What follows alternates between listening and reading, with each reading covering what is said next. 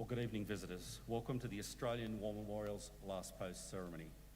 My name is Richard Cruz, and joining us today from the Australian Army is Colonel Frank Colley. As always, we welcome the veterans who have served, those that are still serving, and the families that love and support them. We acknowledge the members of RSL and Services Clubs Association, RSL Victoria and RSL Queensland, who are watching the broadcast of this ceremony across Australia. And during this evening's ceremony, wreaths will be laid at the base of the Pool of Reflection by visitors to the memorial. If you're able, please stand and join in singing the national anthem.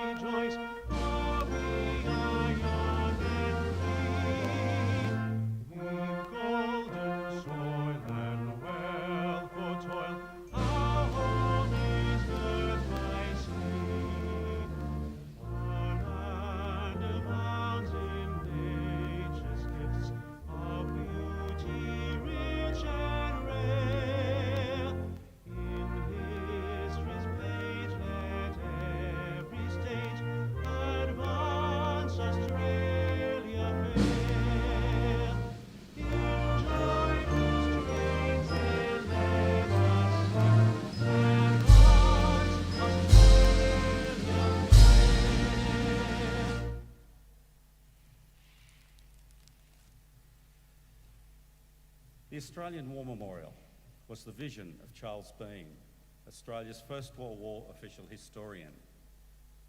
Bean landed with the Australian troops on Gallipoli and stayed with them at the front through to the end of the war. The idea of this national memorial and museum came to him at Pozières, France, in the depths of the bloody fighting of 1916. Bean's idea was that this would be a place where families and friends could mourn their loved ones buried in faraway places. It would also be a place that could help all Australians understand what these men and women had endured and what they had done for us. Bean's vision, to which we remain true, is best expressed as inscribed in the entrance to the memorial's galleries. Here is their spirit in the heart of the land they loved, and here we guard the record which they themselves made. Tonight, we'll read the story behind just one of those on the Roll of Honour, which lists the names of more than 102,000 men and women who have given their lives for us in war and on operations for more than a century. But first, we present a lament, Flowers of the Forest. Wreaths and floral tributes will now be laid at the base of the Pool of Reflection.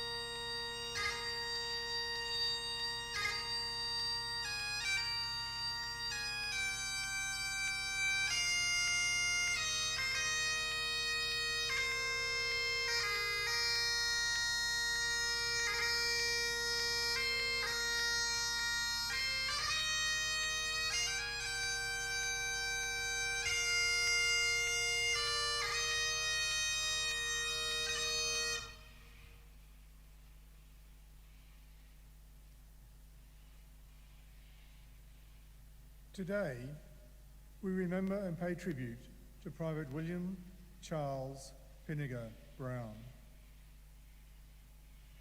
William Brown was born on the 2nd of December 1885, the eldest son of Thomas and Ruth Brown of the Adelaide suburb of Parkside. He attended school in Parkside and went on to become a carpenter, later moving to Quorn in South Australia's mid-north, where he worked in the locomotive shops. In 1908, he married Esther Finn, and the couple had 2 daughters, Margaret and Olive. William Brown enlisted in the Australian Imperial Force in May 1916. He underwent a period of training in Australia before leaving for active service overseas with reinforcements to the 10th Battalion. 6 days before he sailed, his younger brother, Frank, also serving with the 10th Battalion, died in France after being wounded on Pozières Ridge. Private William Brown first went to England, where he continued training on the Salisbury Plain. Before travelling to France in December 1916, he was transferred to the 27th Battalion, joining his unit in the trenches during the bitterly cold conditions of early 1917. In early May 1917, the 27th Battalion was in reserve trenches behind the front lines at Bullecourt. On the 5th of May, an artillery shell landed near Private Brown and killed him. He was buried near the village of Narroy, and a small cross was erected over his grave. As the area around Bullecourt was the scene of heavy fighting over the next 2 years, after the war, Brown's grave could not be located. Today, he is commemorated by a special memorial in the Quint Road Cemetery in Brucey. He was 31 years old. William's widow, Esther, died in 1965. She never remarried. His name is listed on the roll of honour on my right, among almost 62,000 Australians who died while serving in the First World War. His photograph is displayed today beside the pool of reflection. This is but one of the many stories of service and sacrifice told here at the Australian War Memorial.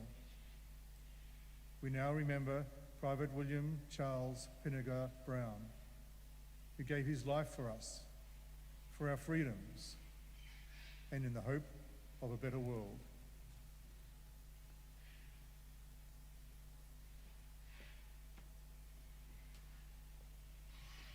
Please stand for the reading of the ode and the sounding of the last post.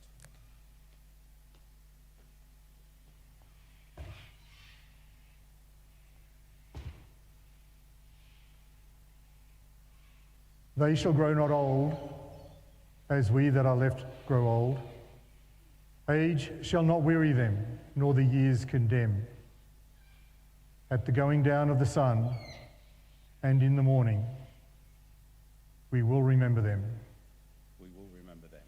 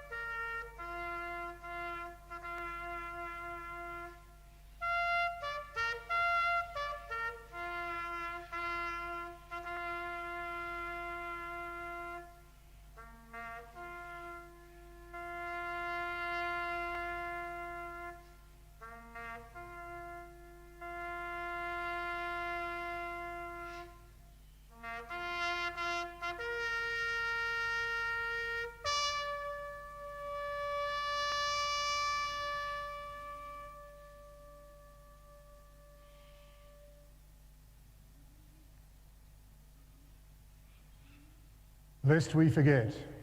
lest we forget.